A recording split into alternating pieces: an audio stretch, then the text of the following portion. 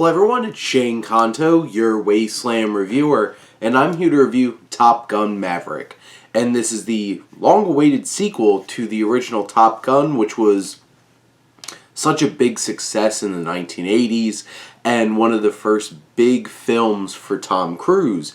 And this film is set in modern day, and Maverick is now being asked to return to Top Gun as an instructor to try to help this group of young pilots go in and destroy a uranium production site in some country. Very nondescript country, probably to make more box office money, of course.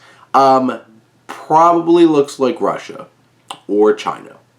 And you can't even tell because all the pilots that they fight have like complete face masks on. You can't see anything. I'm just like, all for the money.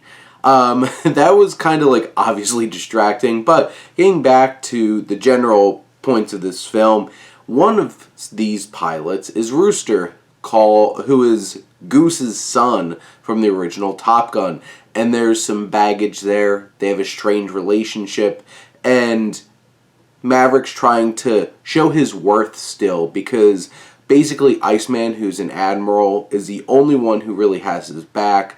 And he also has this old flame penny that he's connecting with. And I think the interesting thing about this film right off the bat, we have Tom Cruise working with a couple of frequent collaborators specifically because you have director Joseph Kosinski, who I'm a pretty big fan of Oblivion. And I really enjoy that film a lot. And the directing in that and the technical aspects are really impressive. And Kosinski definitely brings those elements to this film. The effects and the general just incredible flight sequences in this film are absolutely amazing. I was on the edge of my seat. They were exhilarating. There's very few films that I can think of legitimately that have such incredible action like this, and that's definitely going to put this film well above the rest, and it's going to be really hard for any other action film this year to top this.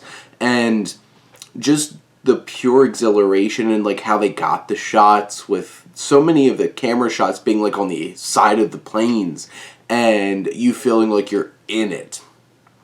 And then you have a few writers on this, but one of them is Chris McQuarrie, who has become the director of Mission Impossible at this point, working with Tom Cruise. And this film balances nostalgia perfectly with this new story. There's more depth in this film than the original. There's deeper characters.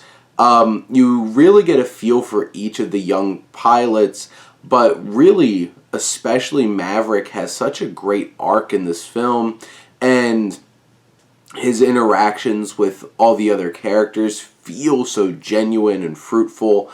And you have the basic beats of this story. There's definitely moments where it's just like, well, saw that coming. And there's a couple of like gotcha moments in terms of like somebody gonna die or something like that. But in general, this is a very well-paced film. It's played out well. It does have like a fourth act kind of build to it, but you're in it and you feel so connected to it, and it is just an amazing ride from start to finish. And where it gets the nostalgia in, it uses the original score, the theme, specifically from Harold Faltermeyer, perfectly at the beginning and then sprinkled out throughout the film. And then, of course, you get Danger Zone by Kenny Loggins right at the beginning of the film. It's like, yep, got it out of the way. But this film is one of the best long-awaited sequels I've seen in a long time. I know people have been calling it a legacy sequel. I wouldn't quite call it a legacy sequel, seeing as like I feel like legacy sequels is like you have new characters and then you bring in some older characters like on the side as supporting. Like, this is all still about Maverick. This is his story. So this just feels like a continuation in the same way that something like The Color of Money does for Fast Eddie, and the reason I bring that up, we'll be talking about the two of them for my Wasteland Collides podcast, so shameless plugs. But this film is an incredible sequel, an improvement on the first film that honestly is just a bunch of 80s cheese at this point. But this has depth and incredible technical prowess, and I was amazed by this film. This definitely shot towards the top of my films of 2022. But those are my thoughts on Top Gun Maverick. Let me know what you think, and let's talk some movies. But thank you as always for tuning in and supporting your Wasteland reviewer.